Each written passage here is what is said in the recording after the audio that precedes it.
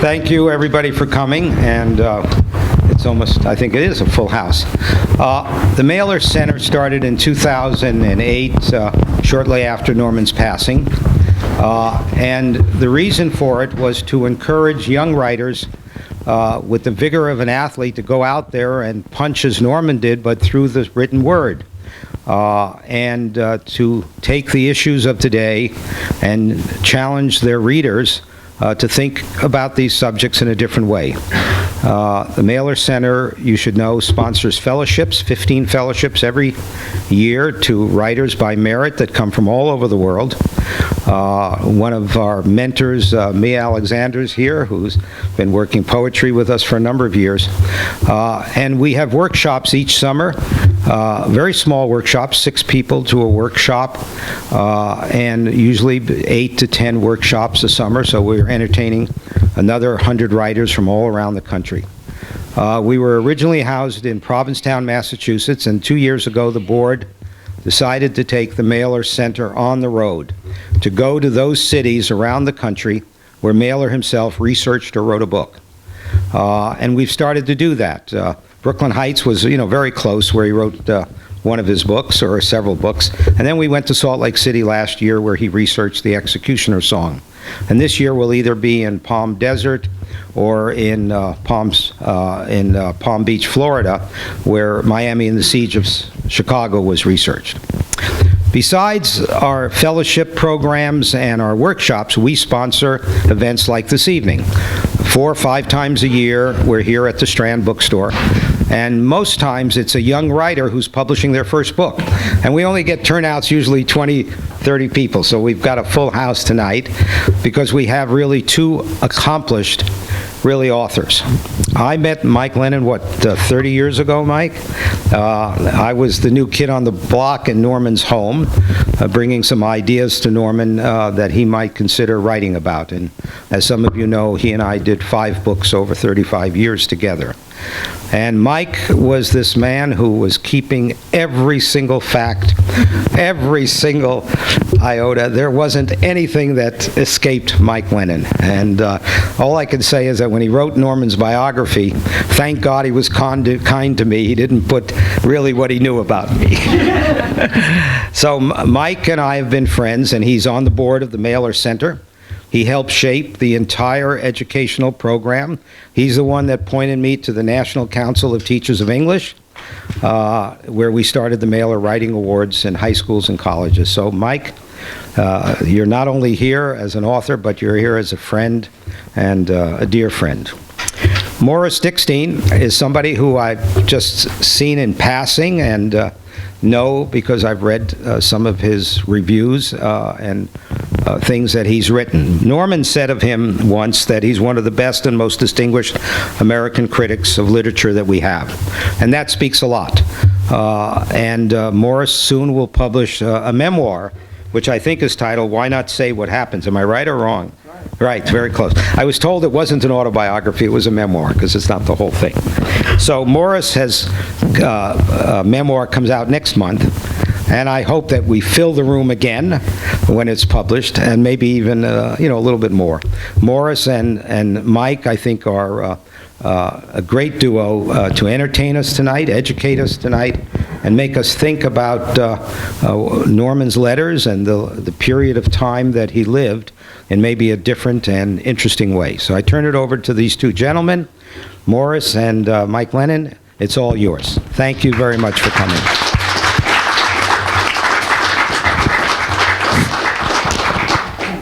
Well, I think I'm going to be the opener for the main act here, but we'll have a conversation, and it should be fun. I just a huge admirer of Mike's biography. I think he did it not only in record time, but just wonderfully. Literary biography is not an easy thing to do. When you concentrate on the life, then the work tends to get lost a little bit, or sometimes it's done by someone not equipped to do the work very well. When you concentrate on the work, it slows down the story, and he managed to strike just the right balance. And of course, his subject was a fascinating one, and he knew everything there was to know about it. a biography, of course, a collection of letters. I mean, I had no idea. I knew that I was down in Austin for the opening of the archive, but I really had no idea the archive was so huge, or that that the number of letters was so immense. And he tells us that there are some 45,000 letters, and of which he's only able to publish about 2%, some 714 letters, and just an amazing job of selection. And the writing is so good, and it led me to think about what is a collection of letters, what kind of book it is. It's not really a book that the author himself wrote as a book. On the other hand, it is a book that the author wrote. The author, I mean, especially someone like Mahler, who kept carbons of his letters. And not only that, but we discover from Mike that he kept tapes of his letters. In other words, after 1958, he dictated them, so that not only was he able to research the text or the carbons of Norman's letters, but he was able to actually listen to him making them up as he went along, which must have been a rather extraordinary experience. But what kind of book it is? I mean, last summer I reviewed, for the TLS, I reviewed the letters of Leonard Bernstein, who would seem on the surface like a very different sort of figure, but in many ways similar to Mahler, someone tremendously gifted in all sorts of different ways. And it led me to think about what kind of book a collection of letters is. And it's sort of a biography, but whereas the biography is something that's done retrospectively by someone else, this is a kind of autobiography written by the person himself.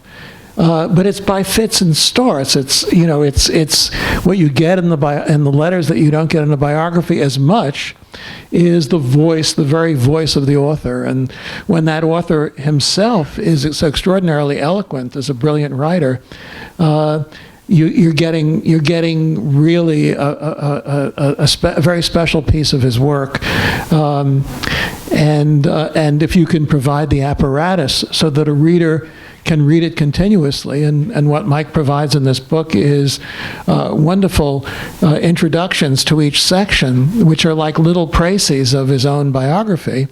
You're able to read it as almost like a kind of documentary biography of the person living his life as the life goes along. I came across just the other day on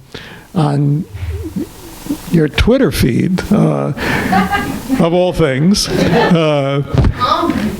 little short reviews from The Guardian and the BBC. And one of the things in the BBC notice struck me as really close to my feeling about the book. It says, the BBC recommendation said, Mahler's correspondence offers an intimate look at the author in all his variety.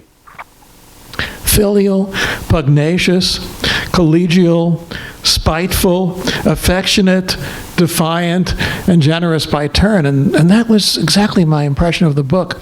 The kind of multiplicity of moods, a multiplicity of relationships, family relationships, relationships to other writers, relationships to critics, relationships to cultural figures. And that multiplicity was, of course, something that Mahler himself was part of his own self-portrayal. And so I looked for a passage that I remembered in what is certainly one of Mahler's best books, Armies of the Night, where he talks about himself as having multiple selves, and therefore someone who, he says, is trapped in the sarcophagus of his own image. It's beautifully done, beautifully expressed. And I came upon the following passage that is what I was looking for. He says, he talks about, very late in the book, he talks about while he's having his adventures in Washington, he says he really didn't like seeing himself on film, even though a documentary film crew was actually following him around, something he hadn't told us until that point. And he said the reason that he didn't like seeing himself on film is that on film, what he saw was the one personality of all these personalities that he described, the one personality he found absolutely insupportable. The nice Jewish boy from Brooklyn, he said. He said, something in his adenoids gave it away. He had the softness of a man early accustomed to mother love. And of course, it's those multiple personalities that we experience in reading this book. As I said, the letters to his family, which are extraordinarily close and affectionate. I was just saying to Mike that at the memorial service for Norman Mailer in Carnegie Hall, each of his many children spoke, and all spoke differently, and all spoke just incredibly eloquently and affectionately. And there are very good family letters, including one that's not so affectionate to his father about his father's gambling addiction, which is an amazing piece of writing that I would compare to Kafka's letter to his father, except that Mailer obviously sent it, and Kafka was convinced by his mother not to send it. Then there are the letters to his fellow writers, and you see the evolving relationship he has to people of his own generation who are also just starting out as he was. You see his generosity towards other war novelists. What he says, for example, about From Here to Eternity, which came out 3 years after The Naked and the Dead, is so generous. And to the end of his life, he spoke about From Here to Eternity as the best World War II novel. Or his response to, his incredibly warm response to Styron's novel, The Long March, and then finally to Styron's first long novel, Lie Down in Darkness, which was, I was going to read that, but I think I won't bother to read it, but it's just a beautiful passage of how blown away he is by it, and how he feels that he just loves the man. Reading the book, he just loves the man. And then there are the letters which are, you can only describe them as theoretical. I mean, there are correspondence, multiple correspondences with critics like John Aldridge or Diana Trilling, of all people. I knew Diana Trilling quite well, and she was a very difficult woman, and the fact that Mailer was able to sustain a quite intimate 50-year or more relationship with her, and she elicits some of his most interesting ideas about friendship, about writing, about his own work. I mean, one letter that almost every review has cited, that was one of the first things I looked at when I first opened this book, was a letter about how critics don't really understand writers very well, and he talks about how writers work not from their strengths, from their weaknesses, and how they try to compensate for their weaknesses. He said in the way they write, that Hemingway, for example, couldn't deal with the long sentence, and then he ended up creating that Hemingway style. That is an extraordinary letter. That could have been, an academic would have not have had the idea, but he would have turned that into a book, or would have made an extraordinary essay, and here it is. I wouldn't call it a throwaway, but it is a beautifully developed, fascinating, counterintuitive idea. And so, I think what we have, in this book is really God's plenty. And then of course, the fact that after 1958, as I said, he dictated these letters, and he wrote them often a whole bunch at a time. And the idea that he could have written some of these extraordinarily well-formulated and beautifully written letters orally, viva voce, you might say, is quite astounding. It makes me think of the famous thing that happened to Henry James when he developed what we today would call carpal tunnel syndrome around the late 1890s, and he began to write his letters, his novels by dictation. And some people feel that they could find the exact spot in the exact novel where he stopped writing and started dictating.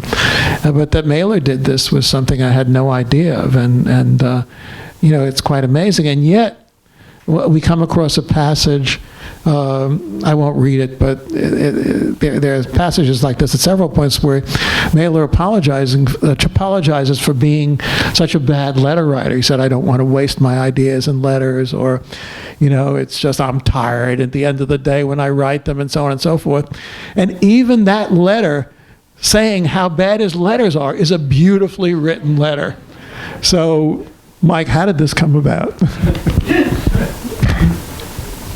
Well, he did say on a number of occasions, he did say on a number of occasions that it would be a mistake for a professional novelist whose words were according to the realm to waste any of them on a letter, on a business letter, a letter to a friend or anything like that. It would be a silly thing to do. It would be like a marathoner who has just run a marathon, then go out and run, another 500-yard dash just to show that he could do it, and he felt that would be a terrible mistake.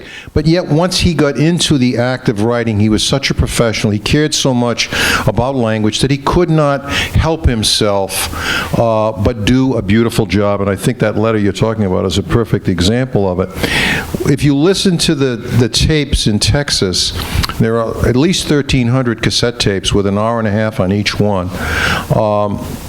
It's vast, a vast archives, but I don't know where there is any other example in modern literature of the actual composition, the first draft of an important piece of writing that is down on a cassette.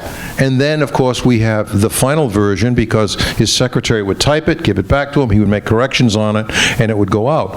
And so you can see the compositional process, but what I was going to say is that when he would there was even another stage in it. When he would start doing it, he would say to his secretary, "This is letter number 2 to Jason Epstein, perhaps," and he would go, and he would mutter it. Under his breath, he would give a phrase or a whole sentence, and then he would repeat it, altered just slightly and improved. And he would get himself going like that. He'd move through. Sometimes he'd do a paragraph like that. He'd get the topic sentence of a paragraph, mutter it, then utter it, and then when he nailed it, he'd go. He'd bang the desk twice, which showed that he nailed it and he felt good about it. So he could not help himself. He could not turn down the flame of his verbal felicity just because it was a business letter. So some of his most ordinary letters to people that he didn't know at all are some of his gems. Well, so it's not only oral, but it's oral involving a process of revision, which is quite amazing. But I was going to ask Mike to read one of the letters aloud so that we can get a sense of the style. Not that there's one style. There are many styles with many different people. But let's just hear some of the writing. This is a letter that Norman wrote in 1985 to Jeffrey Myers, who was a biographer and written a number of biographies on Hemingway, but he also wrote 2 or 3 volumes on D.H. Lawrence. And he was writing to Norman to ask what was Lawrence's influence on him. And so Mahler did not know Myers at all and wrote this letter back to him. Lawrence's main influence on me was Lady Chatterley's Lover. I had the pleasure and privilege of reading it back in 1941 in the unexpurgated edition. This was in the treasure room of Widener Library at Harvard. Harvard in those days used to have its perks, and one of them was precisely that you could read the unexpurgated version of Lady Chatterley's Lover. In any event, it changed my sex life, or rather, accelerated it into a direction it was proceeding on nicely by itself. I accepted Lawrence's thesis about untrammeled and illimitable rights and liberties and pleasures of sexual love and the union between the two. I don't think anyone had ever before, whether in literature or personal life, stated it so forcefully for me, that one could not have sex without love or love without sex, period. Now, as we know from the other side over the intervening 40-plus years, that is an extraordinary thesis and can be half right or all wrong, as well as absolutely so. For that reason, Lawrence's hypothesis has lived with me as my own, with all the excitement of the ongoing hypothesis that you could never quite confirm or deny. Hypotheses are so much more life-giving than obsessions. At any rate, that is my essential debt to Lawrence. His other works I admire, and I think he was a great writer, for even among the most important writers in our lives, certain of their books stand out more than others, obviously. As for the rest, you may be interested in the chapter I once wrote about Lawrence in my book, The Prisoner of Sex. I think it's one of the best pieces of literary criticism I ever did, and if you're not familiar with it, you might find it useful to your purposes. I hope this is again of useful to you. Yours sincerely, Norman Mailer. And indeed, those of you who remember that 40-page section on D.H. Lawrence in The Prisoner of Sex. If you haven't looked at it recently, take a look at it. It's a piece of wonderful literary criticism, except it doesn't seem like literary criticism at all. It seems like just a delight of one great novelist reading and reflecting and ruminating on the works of another. Well, the funny thing is, I had never thought of Lawrence as an influence on Mahler until he wrote that. And even then I felt, that book was a response to Kate Millett's book, Sexual Politics. And I felt it was a little bit of a cop-out, that she had made a case against Mahler, and he went ahead and very chivalrously made the book a defense of Henry Miller and a defense of D.H. Lawrence. But, when you think about it, of course, Mahler in Armies of the Night, he talks about himself as a sexologue, someone who really thought about salvation through sex. And in those very funny passages attacking Paul Goodman, he says there are two rival sexologues and they never get along with each other. And then I remembered, of course, that, and I think this is very relevant to Lawrence, that he talks about the kids, of course. The book was written in about 1968, and of course sexual morals had changed very drastically in recent years. And it's clear from that book that Mahler can't quite get it down. He says he talks about these kids who see sex as really just the gymnasium of love, a wonderful phrase. So, but this letter, I think really nails it in terms of what might have influenced Mahler about D.H. Lawrence. It's a wonderful linkage. Yeah, it's a wonderful linkage, and Mahler, I think Lawrence rivals with Hemingway as among all the novelists that influenced Mahler, and there were many. I mean, he always claimed Tolstoy and so on, but you can't see the obvious links there. But you can see the links to Lawrence. The fascination of the obsession with sex and love in all of its aspects, and obviously you can see many influences. But I've always felt that the Hemingway influence was that was a drum people beat on a little bit too much, while they forgot about Henry Miller and D.H. Lawrence, who had just as much of an influence on Mahler. It may well be that Hemingway as a figure may have influenced him more than Hemingway as a writer, because you don't really see his style as a reflection of Hemingway's. But I think that the figure of Papa and the figure and the self-destructiveness and one of the things about Mahler was that he became such a public figure in the same way that not in the same way, but comparable to Hemingway. And he must have been aware that ultimately did very bad things to Hemingway's writing, that he felt that Hemingway began to believe his own press clippings and that his writing, some of his comments in the letters on The Old Man and the Sea, which was being very acclaimed in the early 50s and had a great commercial success and probably got Hemingway finally the Nobel Prize. I mean, Mahler is very down on that book, as most critics are, though I'm not, but, I can see why. I think from Hemingway, what Mahler felt was most important. The style was very powerful. Mahler said it changed literature, and you could not ignore Hemingway's style. It was so powerful, but he knew he could never equal it. But what impressed him the most about Hemingway was the fact that Hemingway had another life, that he lived an active, vigorous life. He was involved in war. He was in the Spanish Civil War, in World War II, in World War I. He fought in all the great wars of the first half of the 20th century, and he had a public life out there, sailing and fishing and doing all kinds of other things, getting into literary battles and what have you. And Mahler liked that image of a writer that was moving from the quiet, from the writing room out into the public, went back and forth. Indeed, if you look at the places where Mahler did his writing, it was either New York City or it was out of New York City. When New York City started to drive him crazy, then he had to go somewhere else. Provincetown, of course, but also to Maine. He lived in Vermont. He actually rented a place in Bucks County with Gene Campbell for a period of time, where he was going to go to write. And then when he got bored and the city got tedious, then he had to go back and get involved. And as soon as he did get back, he was on television shows with Mike Lawrence or whoever was running a radio or television talk show, Norman could never turn down an invitation. Even more than Hemingway, he pushed himself out into the world like that, and he felt he learned from it. But on the other hand, there was one part of him that said, this isn't doing you any good. You better get back to Provincetown and do some writing. You can only do so much of this, and after that it's going to be a negative. It's going to hurt you by being out there too much. Look at Updike, look at Roth, look at Bellow, look at Pynchon. Are they out there?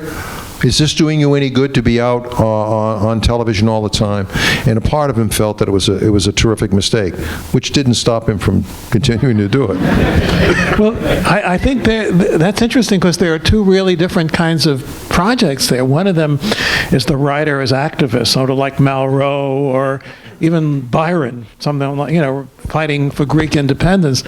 But the other, of course, is the writer as celebrity. Mm-hmm. And there, I think of things that Gore Vidal, who was his friendly rival, and a frenemy, really said. Once Gore Vidal said that no one should ever turn down a chance to either have sex or be on television. Another point, Vidal said that the role of the writer should be to seize the spotlight and hold on to it forever. And but I think Mahler, that your description of, he was of his back and forth, his plus and minus. Once you get into it, you get out there, and then you feel you have to pull back and pull away. All that wonderful comedy at the beginning of Armies of the Night about not wanting to be drawn down to the Pentagon March and yet feeling he had to, and pulling back and then going, and so on and so forth. That's the perfect example of the tension there between being the public figure, being used. He and Ralph Ellison said, "Look, we're expendable. We're supposed to get out there and do this kind of stuff." And Lowell felt the same. Lowell, of course, had great reservations about getting involved in it, but he felt that he had to do it. You were giving the great lines from Gore Vidal. The other one, do you remember what he said when Capote died? He said, "Good career move." Good career move, right? That was Gore. Gore was, of course, the most cynical of all cynics. Right. One of the things that really struck me, I mentioned this to you we were talking before, that really struck me about the letters, is Mahler's much more explicit treatment of his Jewishness and his Jewish background. I mean, once I got to know him a little in his last 10 years or so, and once I asked him, how come he's never written anything about, how come you've never written anything about your life before, say, the age of 21? And he said, well, I felt there were all these really good Jewish American writers who had done it so well, and there was nothing more for me to say. And I felt, that's an interesting answer, but I think there's more to it than what I really felt was that he didn't want to be that nice Jewish boy from Brooklyn, and that would, But here in the letters, and to read the letters to Jack Henry Abbott, where Jack Henry Abbott, first of all, I was surprised that, Jack Henry Abbott was the prisoner that Mahler helped get released from prison and helped him publish a collection of his letters, whom he corresponded with, and who was, within 6 weeks after he got out of prison, killed this waiter downtown in the city. And what amazed me that Mahler continued this relationship even after this terrible event and continued to write to him. And apparently it turned out that Abbott was thinking of converting to Judaism. He did convert. And he did convert to Judaism. And Mahler became his instructor in Jewish history and religion. I was astounded at the stuff that he knew and the patient explanation of the relation of the Talmud and the Zohar and the Jewish history and some of the classics of Jewish history and religion and so on and so forth. I thought Mahler was much more involved in this stuff than I would have ever guessed from any of his books. What's your sense of that? Well, I think you nailed it when you said that Norman was interested in being the quintessential American, not the quintessential Jew. He never denied his, many Jewish commentators would say, oh, Norman Mailer, he doesn't want to be Jewish. He's writing off as Jewish. But that was not the case. He had always had a Jewish identity. He was always reading about Jewish culture and Jewish life. He knew the whole story about how Russia was converted to Judaism. This great story about the Tsar sending 3 people out. The Khazars, yes. Yeah, it's a terrific story. Whether it's true or not, I don't know, but it's wonderful of why Russia became Orthodox rather than Catholic or Jewish or Muslim. So he knew all those stories. He'd assimilated all that stuff, and he never. I know toward the end of his life, a book came out called Born to Kvetch. Yes. I'm not very good. Yes, it's a wonderful book. Yeah, and he read it. He said, he remember he told Norris, he said, if you really want to understand me, read this book.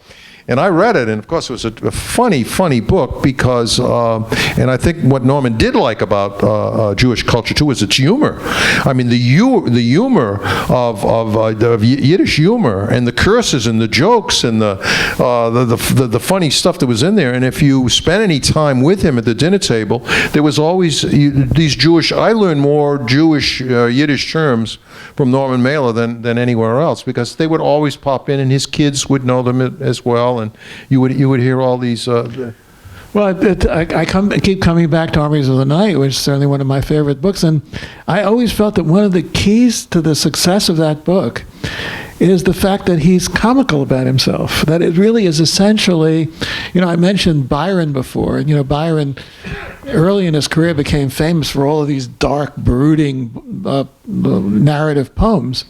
But late in life, he began to write about the same material in a satiric and funny way. And his great poem, Don Juan, is about, it's a send-up of himself and of his own image.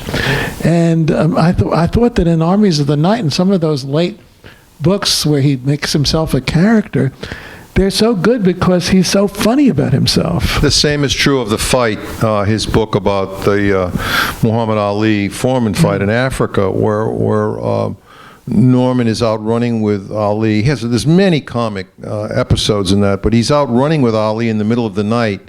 They're jogging, and Ali is a younger man, of course, in much better shape, and Norman has been eating and drinking before the run, and he runs for about, I don't know, 1.5 miles or 2 miles. He says, "Champ," he said, I've got to go home now.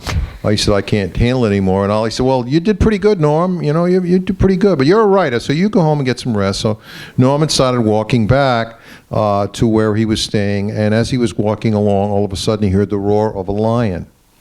And it was a real lion, and he said it was really a terrible sound. It was loud, it was powerful, and he thought, this could be the end. Here I am, it's the middle of the night, I'm in Africa, there's no one around, and I could be eaten by a lion. But he said, but there's a good side, there's a bright side to this, because who could not imagine what would be said that there, or the lion out there in Africa, waiting down all the years for the flesh of Ernest Hemingway, and being disappointed, and now a suitable substitute had finally arrived.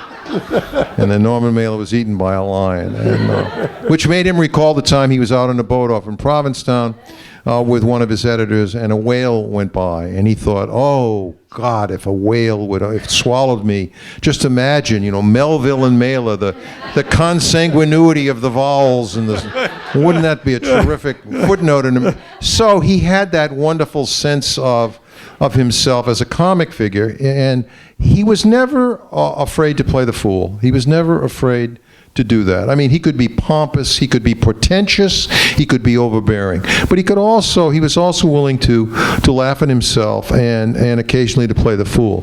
And it was very hard for a lot of commentators to this day to get their arms around all the different Norman Mailer's self to find out, well, is there a one core there? I don't think there was. I think everything is bifurcated in Norman, and you're never going to get your arms around what was the essential Norman Mailer. Well, do you think in the end that's a strength or a limitation or both? I mean, that there's all of these multiple Mailers, and, will he in the end be seen as one of the great novelists of the post-war period? Or will he be seen as more as this kind of protean figure that did this and that and the other and the other and the other, and never settled into one groove? What do you think? Well, you've been living with him for so long. I wrote a book, a bibliography of him years ago, and the first line was, Mailer is Proteus, because he is a protean figure. And I think that's one of the reasons he's not, just reading all the reviews of the biography and of the letters that have come out, everyone has their own Mahler. Everybody has their own Mahler. They have their own slant on him. They all say, well, this is the true Norman Mailer. If you read them all, you find out you've got just as many different slants on Norman Mailer as he presented himself. I don't think that we have come to the point where we can sum up Norman Mailer in a sentence or two. He's always going to befuddle us. He's going to anger us. He's going to piss us off. He's going to irritate us in some ways. And then in other ways, he's going to charm us. He's going to beguile us. He's going to impress the heck out of us with his style and his great intelligence. So I think that, in one sense, that one of the reasons that you can't read anything in the literary journals and magazines and reviews without somebody making a reference to him. But it's always a reference to one aspect of him. And then you read another one, it's a reference to another aspect of him, because there is no one. Hemingway, we've got our arms around. But we don't have our arms around Norman Mailer. So it's a plus and a minus. Well, I like the idea that he certainly was a protean figure, and also, wasn't he protean in his style as well? There's not a single Mailer style, and Right. One of the interesting things in the book is to see him wrestling with some of the books, wrestling with Naked and the Dead, or particularly wrestling with a book like The Deer Park that he wrote again and again and again, had great hopes for, and hopes that it would recover from the bad reviews he gotten for Barbary Shore and so on. And we know from advertisements for myself, we know that the style of that book contracted and expanded. It became more like Hemingway, less like Hemingway. Certainly one of the extraordinary things about that book I keep mentioning, Armies of the Night, is that he went from that very contracted Hemingway-like style to really a much more Baroque style. I mean, the genius of the Mailer of that great late 60s period and soon afterwards was these incredibly complicated sentences. I mean, Melvillian. Really, and if you try to read them aloud, it's not easy to get your tongue around them. Once I participated actually in a marathon reading of the whole of Moby Dick in Sag Harbor, and when you try to get your tongue around Melville sentences, Mailer sentences are a little bit like that, and they always land exactly right. They take a long trajectory, but they find their Right. safe harbor at the end. So Right, he had a great ear, but what you were saying about the different styles, he said years ago, in fact, it was an interview I did with him around 1980, that there really were two kinds of writers. There were writers that had the same style. He said, you can pick up anything by Hemingway and you're always going to know it's Hemingway. It's very hard to find. You can always identify Faulkner. But he said, can you identify Steinbeck? Steinbeck wrote all different kinds of books in different modes and with different styles. And he said, that's another kind of writer. And he said, I'm in that class. I'm like that. I don't have one style. Now, if there's an style, I would think it is the style that he created in advertisements for myself. He always said that's where he really found his voice in a way.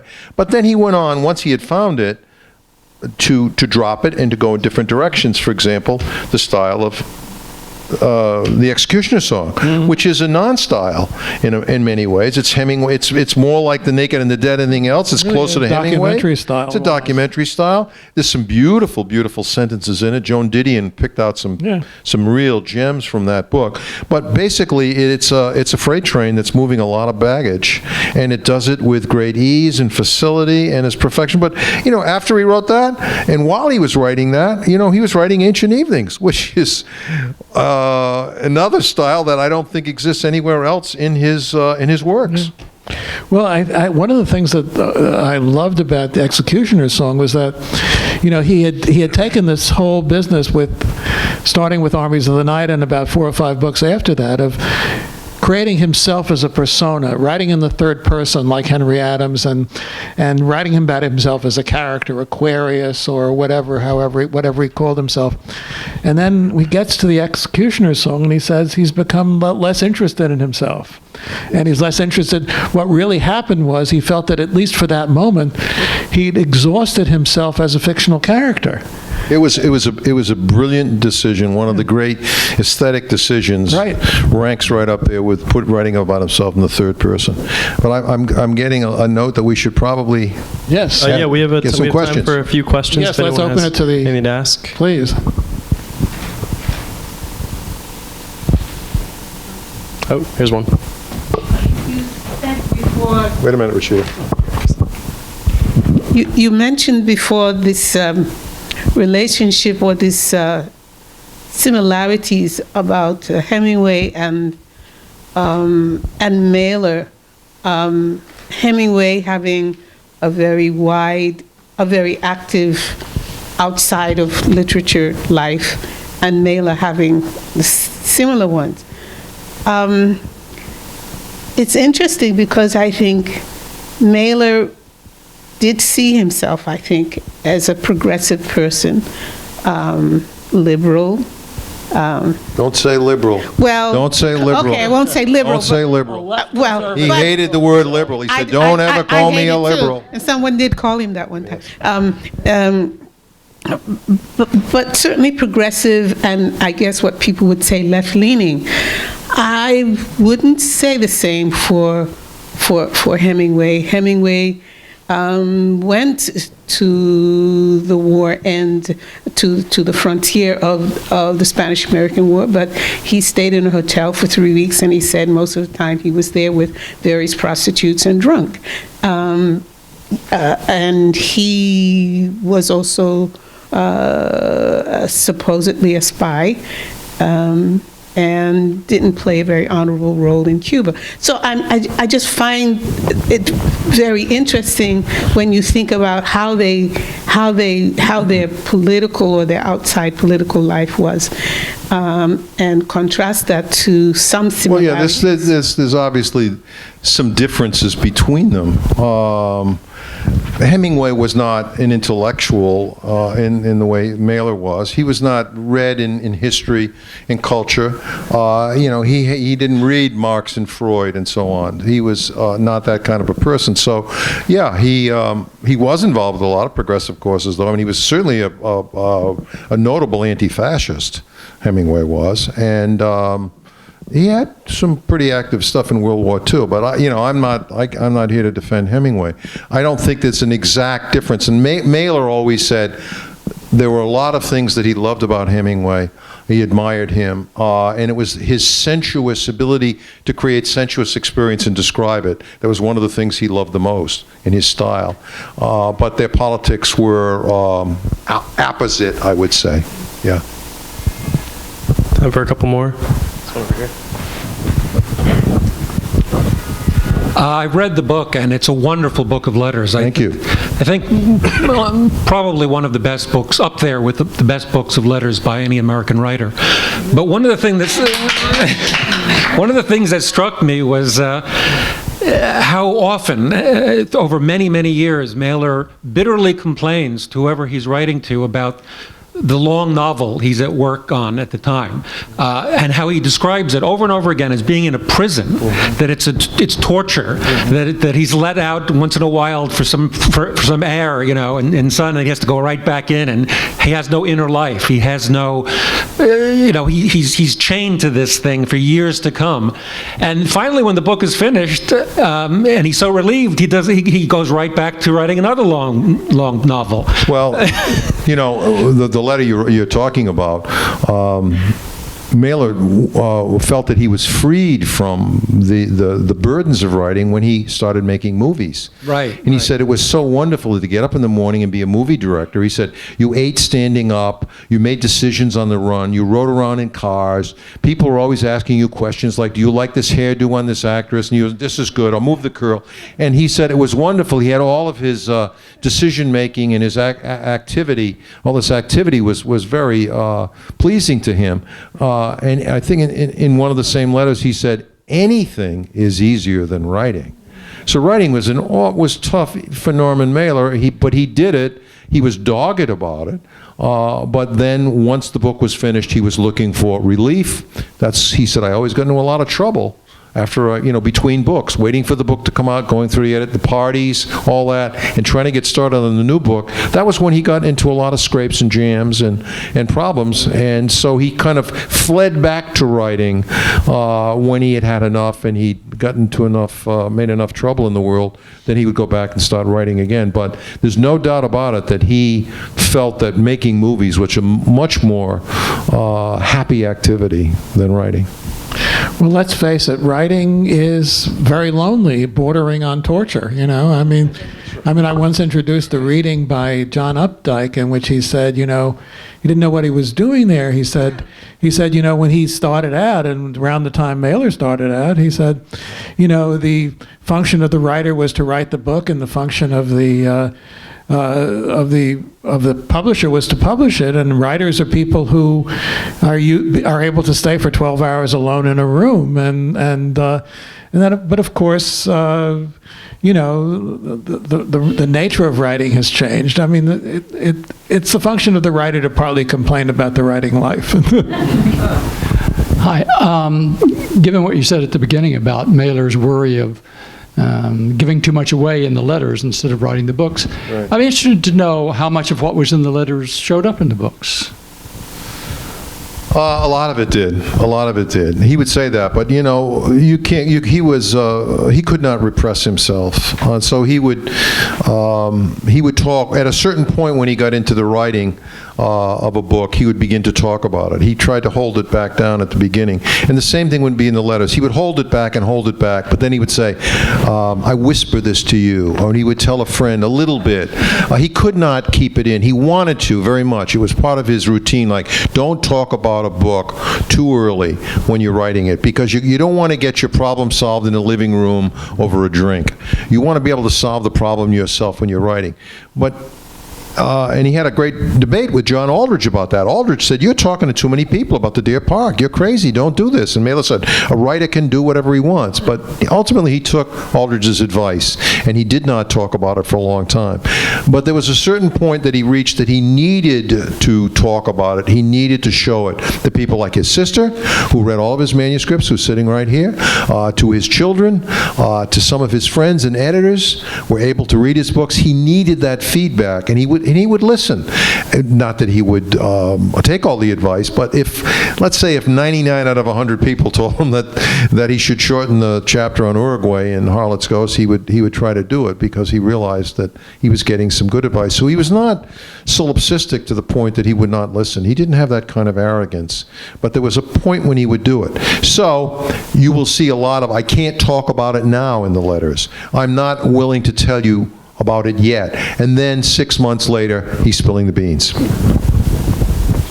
All right, we have time for just this last one. That's just a quick question about the relationship between Mahler and Jack Abbott. I was working for him when he was doing a showcase of a play at the American Place Theater in '86 about Marilyn Monroe that was going to be called Strawhead.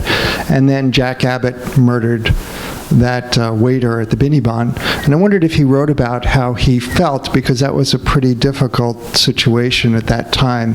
It kind of Yeah, well, wait a minute. Abbott killed the guy back in early in '81. Well, 81 then. Yeah, it was in '81. Yeah. Yeah. So- Yeah, there are a lot in the. There are 20 letters to Abbott in the book, and there are a number of reflections about the Abbott case in the book. There's a good deal of discussion with Abbott, and if you read all the letters to Abbott, and I wish we could read all the letters that Abbott wrote back, because Abbott was deep into paranoia in the later part of his life. You'd get a much fuller description. There is somebody right now named Jerome Loving who's writing a book about the Mahler-Abbott relationship, and I think he's going to illuminate it more than I was able to, because it's one of the great tragedies and one of the great turn points in Norman's life. Because Abbott disappeared for a period of time. He was gone for 6 weeks. Yeah, they finally caught him down in Louisiana after 6 weeks. Yeah, Bill Majeski tracked him down and caught him, and they brought him back. Yeah. All right, that's all we have time for tonight. Oh, were you? No, I just want to say thank you. Oh, yeah. On behalf of the Thank you. Strand,